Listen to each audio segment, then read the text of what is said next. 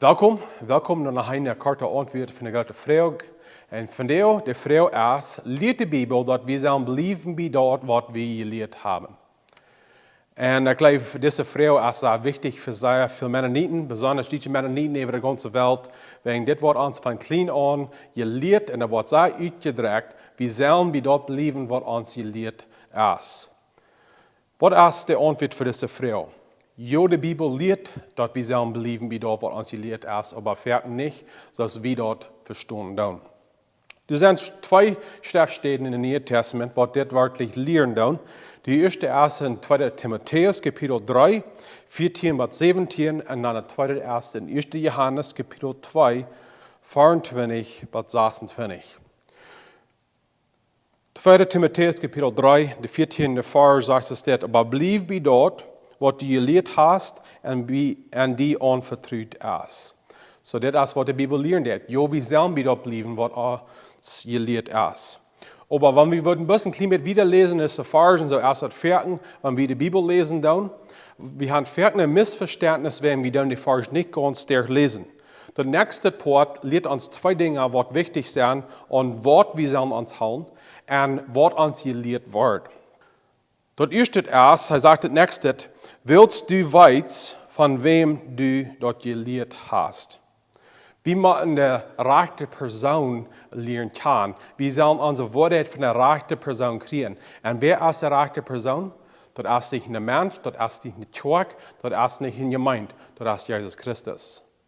So wie han Christus lernen kann, dann dort ist, wem wir bleiben sollen.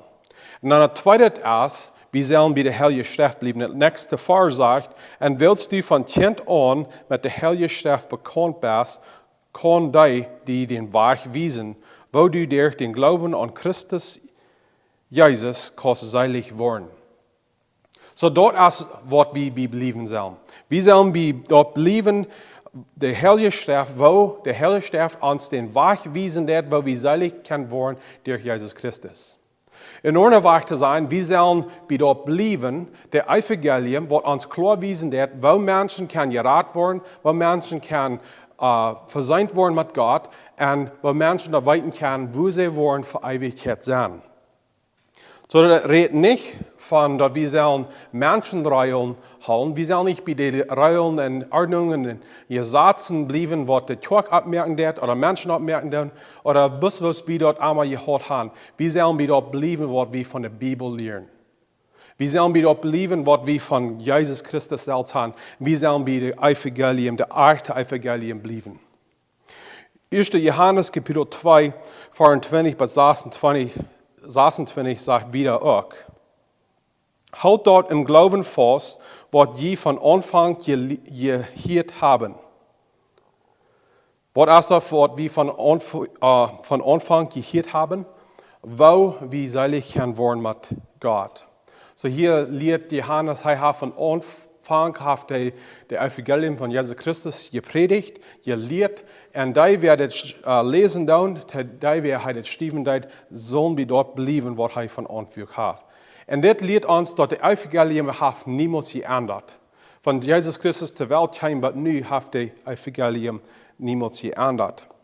Und das ist, worum er wieder sagen wird. Und das letzte Part von 24 sagt er, dann wo je auch mit den Vater und mit den Sehen verbunden blieben.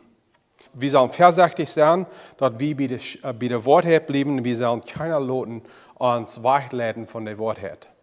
Weil in Christus haben wir dort ewig Leben. In Christus haben wir dort ewig Wort. In Christus haben wir Gott seinen Plan, für wo wir für am Leben sollen. Und dort ist dort, was wir belieben sollen. Nicht Menschenregeln, nicht Menschenordnungen, nicht Menschengesetzen, nicht Kirchengesetzen, aber bei der Evangelium, was wir von Christus kriegen. Sag Gott, ich will Ihnen von dir einen guten Tag wünschen. Wir freuen uns, von dir mit mir taub und Gottes Segen.